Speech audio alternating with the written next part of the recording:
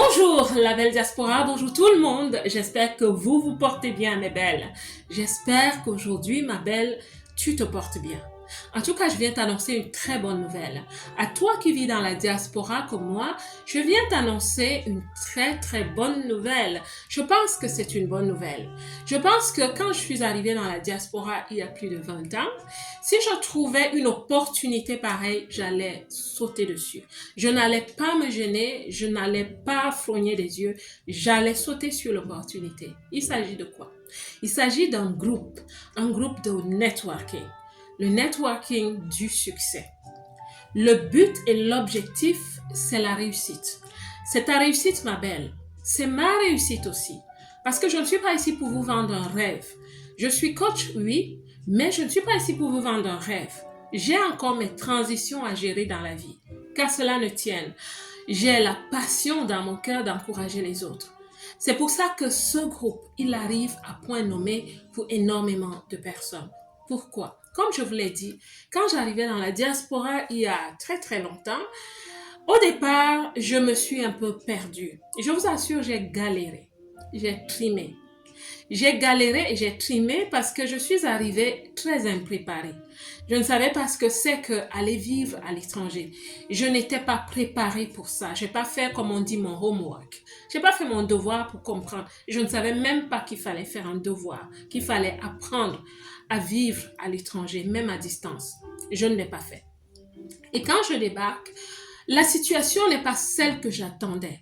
Donc, je tombe devant des challenges, je vous assure, qu'ils étaient très élevés. Et énormément de femmes dans la diaspora, vous avez vécu des choses, parfois des choses même très atroces.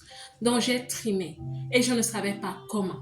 Je ne savais pas comment trouver ma place dans la société. Je ne savais pas. Il n'y avait pas de code, il n'y a pas de carte. Personne ne te le dit parce que personne aussi ne le sait. Autour de moi, je rencontre des personnes qui sont comme moi.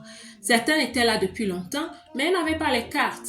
Et même quand elles avaient quand même de la sagesse, elles n'avaient pas la structure. Elles n'avaient pas vraiment une stratégie. Elles ne pouvaient pas parler des éléments de façon systémique, de façon palpable. Donc, nous étions toutes là, on s'embrouillait et on essayait de réussir. Mais ce n'était pas facile, mes belles. J'ai beaucoup trimé. J'ai vécu des situations vous ne pouvez pas imaginer. Je n'en parle pas ici, j'en parlerai dans le groupe qu'on va créer. C'est l'une des raisons pourquoi je crée ce groupe. Parce qu'il y a des choses à partager, surtout des leçons à partager. Donc c'est pour ça, c'est l'une des raisons pour lesquelles. Mais aussi parce que plein de femmes dans la diaspora vivent des choses tellement difficiles. Il y a des femmes qui vivent comme si elles étaient seules. Le groupe aura pour objectif, je vous assure, de nous rassembler et de nous faire comprendre énormément de choses. Certaines vivent comme des rejetées. Et c'est la vérité, quand je suis arrivée, j'ai eu le syndrome de la rejetée. C'est quoi le syndrome de la rejetée? Le syndrome de la rejetée, c'est simplement le fait, je l'ai découvert un jour et je me suis dit, je pense que c'est ce que je suis en train de vivre. Quand on débarque dans la diaspora, tout est tellement difficile qu'à un moment donné, on commence à se reprocher soi-même. On reproche tout le monde. On en voit à tout le monde, je vous assure, même à Dieu. On se dit, mais pourquoi est-ce que tout le monde m'a laissé tomber? Pourquoi est-ce que personne ne m'a dit la vérité? Pourquoi est-ce que c'est quand je débarque que je fais face à ces challenges? Pourquoi ce n'est écrit nulle part? Pourquoi est-ce que je pars d'un pays où les choses ne se portent pas tellement bien? C'est de la faute de ce pays. Pourquoi est-ce que j'arrive dans un pays où j'ai l'impression que peut-être qu'on ne m'accepte pas vraiment? C'est de la faute aussi de ce pays qui m'accueille. Maintenant, Dieu, tu es où? Pourquoi est-ce que tu m'as abandonné? C'est de la faute à Dieu. Et quelque part aussi, on s'en veut. On a la culpabilité parce qu'on se dit, je me suis laissé tomber. Comment est-ce que j'ai pu faire ceci? Maintenant, c'est difficile. Ça fait 1 an, 2 ans, 3 ans que c'est difficile. Je ne sais pas, je ne m'en sors pas. Certaines belles vont partir d'un pays à un autre pensant qu'elles vont trouver une solution, mais jusque-là, ce n'est pas la solution. Vous voyez? Et qu'est-ce qu'on fait? On commence à se sentir rejeté. Et parfois, on s'en veut. Et c'est là où plusieurs femmes commencent à vivre le manque d'amour d'elles-mêmes. Parce que tu ne peux pas aimer ce qui t'a fait du mal. Vous voyez, le syndrome de rejeter. Mais quand on viendra dans ce groupe, on va comprendre une chose. On va comprendre qu'on n'est pas seul. On va développer la solidarité. La solidarité vient généralement du fait que on est solidaire par rapport à quelque chose. Il n'y a pas de plus grand. Quel que soit ton poste au travail, quel que soit ce que tu as réussi. Moi, j'ai vécu des choses qui étaient très difficiles. Ça reste dans mon histoire. Même si j'ai guéri de beaucoup de choses, ça reste quand même dans mon histoire. Ce qui fait, mes belles, que quand nous sommes dans un groupe, il n'y aura pas de jugement. Parce qu'il y a des femmes qui auront vécu ou qui vivent encore certaines choses et elles vont découvrir que, mais attends, je ne suis pas seule. Je ne dois pas vivre comme une rejetée. Non, je ne suis pas seule. J'ai vécu des choses, mais je ne dois pas m'en vouloir. Mais il y a aussi des belles qui ont vécu la même chose. Et ce sera une zone sans jugement. Donc, tu vas lire les histoires des autres, tu vas écouter la coach parler, être vulnérable pour raconter ses histoires, ses expériences, mais surtout les leçons qu'elle a tirées de ces expériences. Tu vas te sentir au chaud. Ce sera un endroit, franchement, je prie beaucoup, que ce soit un endroit de confort et de réconfort. Mais ben, nous en avons besoin. C'est vrai que quand on arrive dans la diaspora, plusieurs personnes vont nous dire, ne parle pas avec les personnes qui viennent de ton pays, de ton continent. Mais je vous assure, je ne les juge pas. Parce que je suis coach certifié, après avoir étudié un peu, juste un peu de psychologie et de sociologie, j'ai compris que c'est des réactions un peu naturelles. C'est un peu des réactions qui viennent du fait que quand on ne se comprend pas soi-même, on ne peut pas comprendre les autres. Quand on se rejette soi-même, on va rejeter les autres. Donc, on va penser que je ne peux pas faire confiance à l'autre parce que tu ne te fais plus confiance. Comment est-ce que tu vas faire confiance à quelqu'un d'autre? Alors, chacune de nous vit dans son petit silo, dans sa petite zone de protection. Mais vous savez quoi, mes belles? Quand on pose des limites qui sont trop élevées, ça devient des barrières. Et quand on est dans une barrière, on est cloisonné soi-même. Plusieurs femmes dans la diaspora vivent avec le syndrome du repli sur soi-même.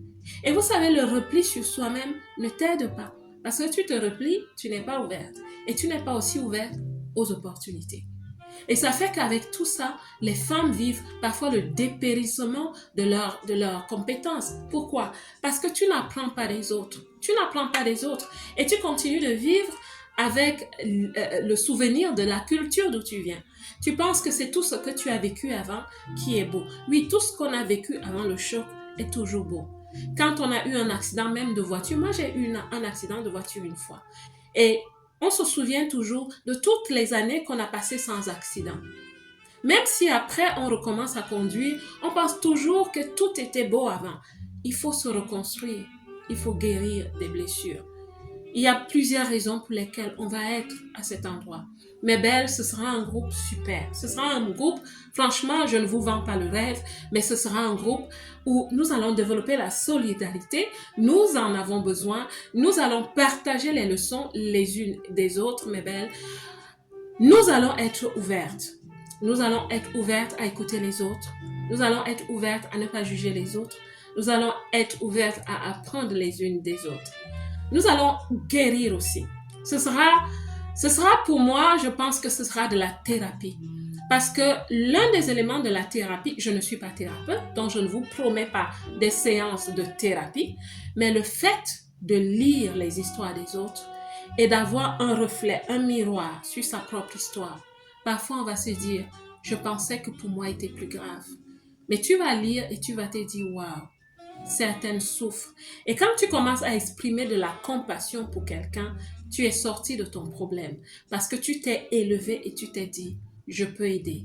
Et parfois, tu vas laisser un commentaire. Oui, on aura des sessions de conseils mutuels. Parfois, la coach va enlever ses mains et elle va vous dire, voilà, conseillez l'autre. Conseillez, qu'est-ce que vous aurez fait? Parce que plusieurs d'entre vous, vous traversez encore des moments difficiles et vous avez encore peut-être des blessures, des traumatismes psychologiques.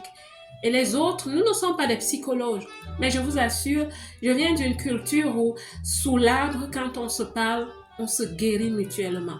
Donc, c'est un peu le principe d'être sous l'arbre. On sera sous l'arbre, les unes aidant les autres avec des conseils. Et si on a besoin de vraiment de techniciennes, on va souvent inviter des techniciens. Mais pour le moment, au départ, nous serons entre nous les sœurs. Ce que nous allons aussi faire dans ce groupe, ce sera le pratico-pratique. Très pratique, des ateliers au niveau des choses professionnelles, surtout des choses professionnelles. Parce que vous savez, ma belle, l'enrichissement change ta vie. Quand une femme comprend que par l'enrichissement, elle peut changer sa vie, elle va prendre sa carrière au sérieux. Ce sera une femme qui voudra savoir comment est-ce que j'écris mon CV. Il y a des femmes qui ont des vides dans leur CV. Pourtant, il y a des compétences qu'elles ont eues. Il y a des compétences et il y a des femmes qui disent, mais je ne sais pas comment exprimer cette expérience professionnelle. Je ne sais même pas si c'est une expérience professionnelle. Ma belle, je suis une femme de carrière, oui, je ne m'en vante pas, je suis une femme de carrière et j'ai trouvé mon chemin, j'ai trouvé des sagesses, les astuces. Devenue coach, j'ai développé des compétences que j'ai utilisées pour moi-même d'abord, des outils, des modèles de développement professionnel que j'ai utilisés d'abord pour moi-même. Nous aurons des outils de développement professionnel que nous allons exercer.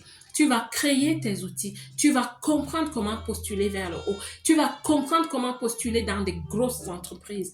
Tu vas sortir, franchement, d'une certaine petitesse. Je suis désolée d'utiliser ce mot, mais belle, mais c'est la vérité. J'ai été dans la petitesse. Tu vas sortir de la même, ma belle. Tu vas devenir cette femme qui va casser la baraque qui te garde en prison. Et ça se fait par le partage. Ça se fait par l'ouverture. Ça se fait par la possibilité d'écouter les autres, d'être avec les autres, les semblables. La vie, la réussite, c'est les semblables. Nous apprenons des autres. Tu ne peux pas continuer à vivre seule, ma belle. Ce n'est pas possible.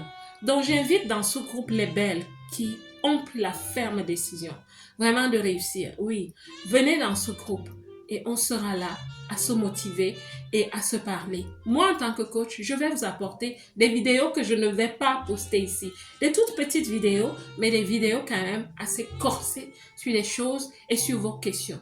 Je serai aussi là pour répondre à vos questions.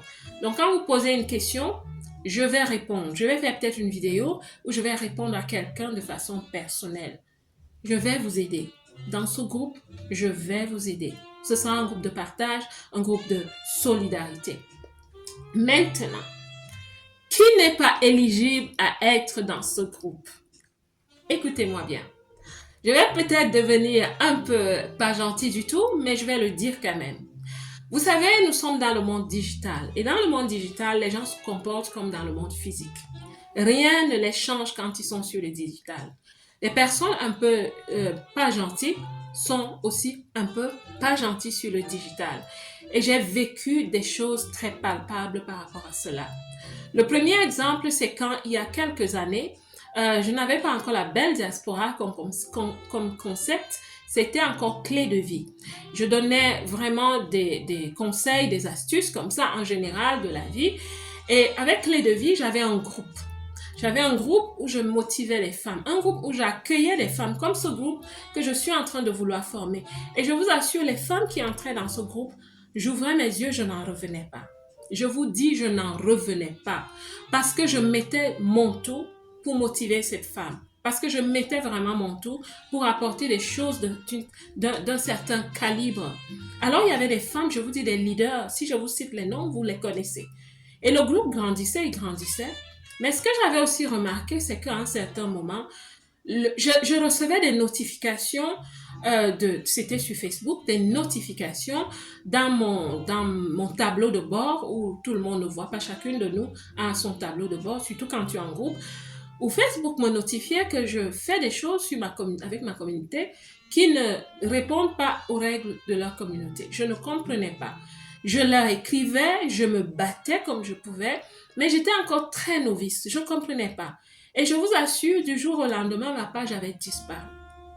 Ma page avait disparu, ça m'avait fait énormément mal. Pourquoi elle avait disparu, je vous assure, je ne savais pas. Et puis c'est quelqu'un qui me dit, est-ce que tu sais ce qui se passe sur les réseaux sociaux? Tu as un groupe et il y a quelqu'un, parfois des gens assez bien placés, des gens, enfin bref, qui envoient des personnes dans des groupes pour éteindre toute petite lumière qui veut s'élever sur les réseaux sociaux. C'est quelque chose qui se fait. Moi, je suis pas dans le game des réseaux sociaux, pas du tout. Je suis ici avec un objectif, une vision. Mais je suis pas dans le game. Je suis pas dans le game. Mais il y a des gens qui sont pleinement dans le game. Et le game, c'est quoi? C'est le jeu. Pour eux, c'est le jeu. Pour rester au top, pour être très compétitif, pour ne permettre à personne d'autre de s'exprimer, alors ils tuent les bébés dans l'œuf. Je ne sais pas si je devais utiliser ce mot, mais je vous assure, plusieurs personnes le font sur les réseaux sociaux. Alors c'est comme ça que j'avais perdu mon groupe, alors que je me disais, waouh, j'ai des personnes qui viennent, qui sont intéressées, mais c'était des voyeurs, c'était des curieux, c'était des gens qui venaient là, inspectrice Colombo, qui venaient là pour prendre des informations et puis finalement qui ont signalé mon groupe et puis voilà, le groupe est parti. L'autre chose que j'ai vécu aussi, je me souviens quand j'avais fait ma toute première conférence, c'était au Cameroun.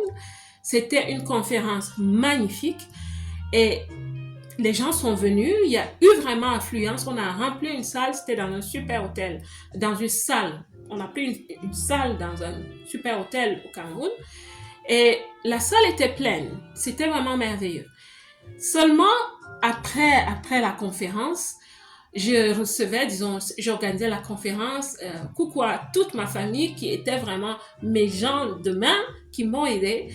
Je n'avais pas une équipe de travail sur place, donc ma famille m'a énormément épaulée. Merci beaucoup à vous tous. Ma mère était là, mes frères et sœurs, mais la salle était pleine de gens que je ne connais pas. Donc, quand tout est terminé, nous avons accueilli les gens au balcon, à côté du lac, au balcon de la salle, de la salle, disons.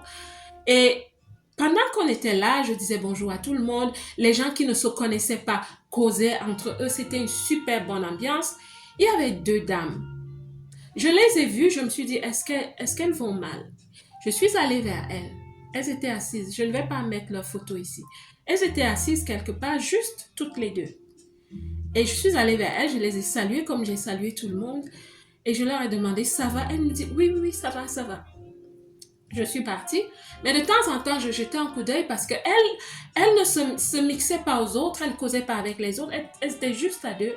Et de temps en temps, elles étaient là, elles regardent, elles regardent, elles regardent. Après, elles se parlent, elles regardent, elles regardent, elles regardent. Après, elles étaient vraiment très bizarres. Elles étaient comme des inspectrices Colombo qui étaient à mission pour quelque chose. Et je me suis dit, waouh, peut-être c'est ce que j'ai vécu digitalement que je suis en train de vivre ici. Donc, je dis tout ça pour dire, mes belles, que si vous n'avez aucun besoin d'être dans ce groupe, s'il vous plaît, ne venez pas. Ne venez pas, pourquoi? Pas parce que j'ai peur de vous, mais c'est parce que dans ce groupe, nous souhaitons être libres. Je vais partager mes expériences vulnérables.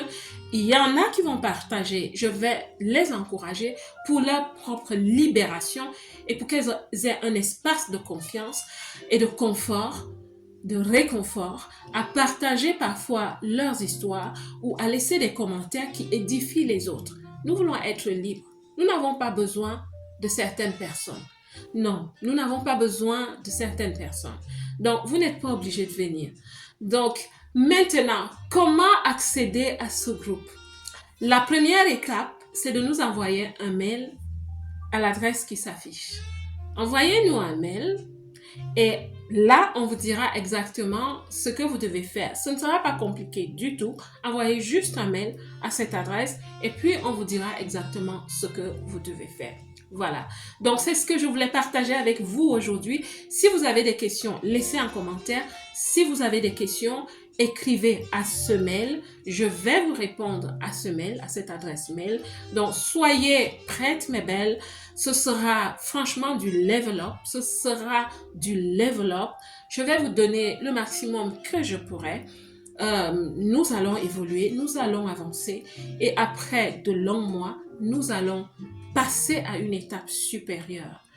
Je souhaite que vous soyez ces femmes qui réussissez, qui ne se demandent plus mais comment. Et je suis la coach, mais nous serons nombreuses. Et plusieurs, je n'ai pas la science infuse. J'ai les techniques, j'ai mon expérience, mais pas la science infuse. Donc, nombreuses, nous aurons des solutions les unes pour les autres. D'accord? Donc, c'est ce qui va se passer. La belle diaspora, j'espère que cette annonce te réjouit. J'espère que cette annonce te dit, Ma porte est ouverte. J'espère que cette annonce te fait vraiment du bien, te donne déjà du baume au cœur et que bientôt, on va se retrouver dans ce groupe où nous parlerons de nos choses, mes belles, de nos choses, pour level up, pour devenir ces femmes qui écrivent leur nom dans le pays qui les accueille et dans notre pays d'origine. La belle diaspora, j'espère que tout ceci te plaît, que Dieu te bénisse et moi aussi, je t'aime.